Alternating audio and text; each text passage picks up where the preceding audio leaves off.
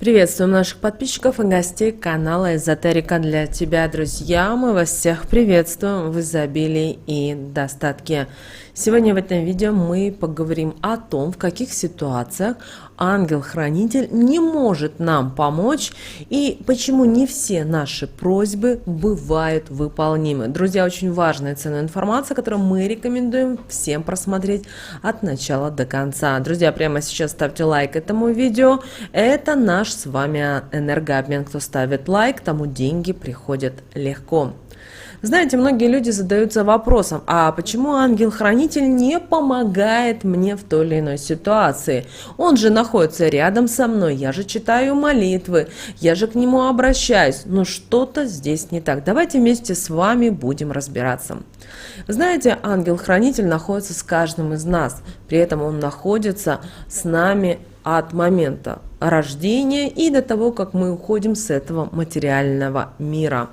И чем чище наши мысли, наши помыслы, тем больше считается, что у человека небесных помощников. И, конечно же, наши ангелы-хранители, они всегда начеку. И когда у нас какие-то могут быть неприятности, проблемы, они всегда через определенные знаки, через определенных людей они сообщают нам. А кто-то умеет и напрямую общаться с ангелом-хранителем, потому что ангел-хранитель, он появляется в тот момент, когда человеку угрожает какая-то опасность, неприятность, может быть, какая-то жизненная проблема.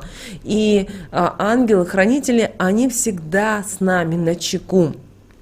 Они знают о нас все, знаете, это как наша книга, и их невозможно обмануть, да, вы можете любого человека обмануть, но ангелов-хранителей, помните, так же самое, как и высшие силы, как и Вселенную, обмануть невозможно. И в какой-то момент нам иногда кажется, что наш ангел-хранитель оставил нас, он нас не слышит, он нам не помогает, а в нашей жизни наступила очень такая тяжелая критическая ситуация, в этот момент мы расстраиваемся, но вы знаете, есть ситуации, когда ангел-хранитель нам не поможет. Да, он рядом с нами, но он даже не подаст нам знак о том, в правильном мы направлении движемся.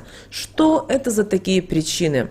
Вы знаете, первая причина, вы должны понимать, что ангелы наши не в силах избавить нас от тех уроков, которые мы должны пройти в своей жизни, даже если они нам причиняют боль, какие-то страдания. Иногда человек забывает, задает себе вопрос, а вот за что мне вот это все, вот эти вот проблемы, слезы, боль, горе и так далее. Но у каждого человека свой урок, свой жизненный урок, и он пришел в этот мир пройти какие-то определенные этапы. И таким образом, возможно, вы замечали, что человек, когда проходит какие-то свои жизненные этапы, проходит какие-то свои уроки, человек, если он мудрый, он становится сильнее, мудрее, терпеливее. И ангелы-хранители, они не желают нам боли, каких-то страданий, но они не могут нас избавить от того или иного урока, который прописан был свыше.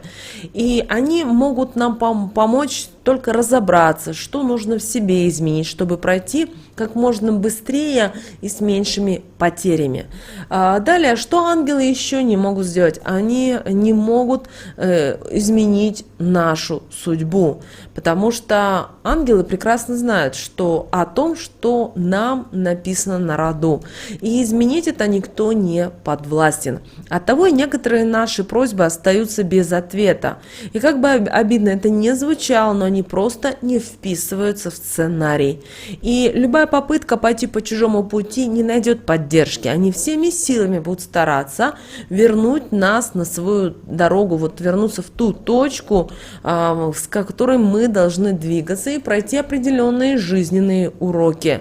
И когда мы имеем какие-то постоянные преграды, это иногда знак ангельской помощи. Почему? Чтобы мы могли разобраться, чтобы мы могли остановиться. Возможно, это нам и не нужно, потому что очень часто человек придумывает себе какую-то идею, задачу и начинает за ней идти. А почему он начинает злить? Потому что он увидел, что у подруги, у знакомой или еще у кого-то есть такая вот интересная задача. Ну, например, иметь самую дорогую машину. Человек вроде хорошо зарабатывает, он видит, что он тоже этого хочет.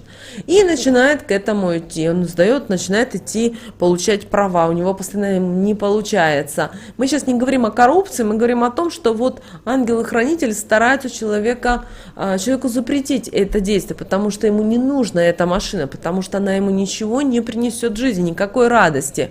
Но человек не останавливается на достигнутом, он продолжает один раз сдавать экзамен, не получилось, второй, третий, на пятый получается. Человек идет в автосалон, покупает машину, садится за руль машины, еще не успев выехав из автосалона, он уже ее поцарапал. Человек начинает расстраиваться. И опять здесь знаки от наших ангелов-хранителей. Что это тебе не нужно? Оставь, пожалуйста. Потому что за этим событием будет происходить следующий урок, и каждый последующий будет тяжелее и тяжелее. Пока человек не остановится, не осознает, не поймет, да не нужно мне, может легче мне вызвать такси премиум-класса и не думать об этом. Понимаете, вот даже в таком плане наши ангелы-хранители всегда с нами. Далее, что ангелы-хранители еще не могут нам помочь? Это они не могут ускорить ход событий.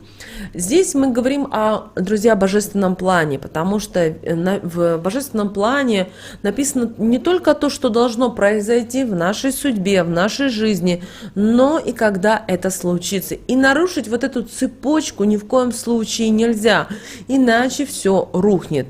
Например, бывает так, что кто-то становится миллионером только в 60, но не в 30, а именно в 60, потому что человеку нужно было пройти определенные этапы в жизни, созреть, понять, осознать и стать миллионером. Кто-то влюбляется, вот по-настоящему влюбляется в 63 года, и это также нормально. Хотя человек думал, что он в 25 он нашел любовь всей своей жизни. Или другая история. Человек хочет именно в 25 лет становиться руководителем какого-то глобального предприятия, думая о том, что это только вот так правильно. Но это не так, потому что у каждого человека он пришел на эту землю для того, чтобы определить те или иные, решить задачи. Потому что, если вы обращали внимание, если даже возьмете вот, рождение близнецов, ребенка родились одного пола, они лицом похожи, их родители стараются одевать так же. Но у одного и второго будут разные все равно характеры, разные дороги будут в жизни, разные люди будут встречаться в жизни, привычки будут разные и так далее, и так далее.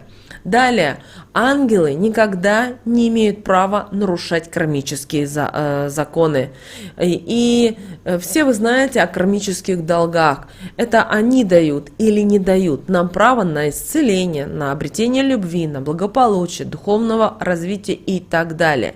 И вот против этого ангелы, наши хранители, пойти не могут. Даже если вы сильно просите о чем-то, и вам это не дается, это лишь признак того, что у вас нарушен закон причины и следствия. До тех пор, пока вы не отработаете свой долг, не заработаете, как говорится, знаете, плюсы в своей жизни, в вашей жизни ничего не изменится. Запомните, пожалуйста, это простое правило. Следующее. Ангелы не могут выполнить вашу просьбу, если она касается другого человека. Вы должны понимать, что ваш ангел-хранитель работает только с вами. И все то, что происходит в вашей жизни, это соотносится и с его деяниями, с его поддержкой в отношении вас. Но бывает, люди думают, у меня ангел-хранитель сильный, он мне помогает. А ну-ка я попрошу за Маню, Петю, Васю или за свою дочку, или за свою внучку. А здесь не срабатывает это. Помните, что у каждого есть свой ангел-хранитель, есть свои помощники, и каждый должен в этот момент проанализировать и понять, что он делает не так. Ангелы не отворачиваются от людей, но они не могут вам помочь, потому что вы это совершите, вы сделаете, у вас все получится, но вы должны стать сильнее. Ангелы-хранители, помните, они не находятся в нашем материальном плане, они находятся на другом плане. И, соответственно, очень часто мы с вами, люди, нам не дано это право видеть. И многие люди думают, ой, ну как же так? Ну вот так вот создан наш мир. Помните о том, что если вам кажется, что вдруг ангел-хранитель покинул вас, вспомните, что они созданы для того, чтобы служить нам вам благо. И их помощь присутствует всегда. Просто суть ее открывается нам не сразу. И в такие моменты не просите о помощи, а, возможно, попросите указать для вас верный путь. Помните о том, что у каждого верный путь, он свой. Это нужно понимать, потому что у каждого своя дорога. И один всегда будет идти по прямой дороге, а другой будет время от времени поворачивать то влево, то вправо. То же самое, как вы обращаете внимание на машину, которую вы ведете. Вы едете вроде по прямой дороге, но время от времени вам нужно остановиться, чтобы заправить бензином. Значит, вам нужно уйти вправо буквально на 10-15 минут, да? Другой раз вам надо остановиться, чтобы перекусить где-то в кафешке и так далее. Вот так и в жизни, друзья. Друзья, мы надеемся, что эта информация для вас была полезна и важна. С вами, как всегда, был канал Эзотерика для тебя. Обязательно подписывайтесь на наш канал, обязательно ставьте лайк этому видео. Обязательно поделитесь этим видео с теми, кого вы любите, кого вы цените, кому вы желаете мира, любви и гармонии. Друзья, прямо сейчас на вашем экране вы видите два прямоугольника. Это следующие рекомендованные видео для вас. Нажимайте на то видео, которое на интуитивном уровне понравилось больше, и смотрите, друзья, там много ценной, важной, интересной информации. Всех вам благ, услышимся с вами уже в следующем видео.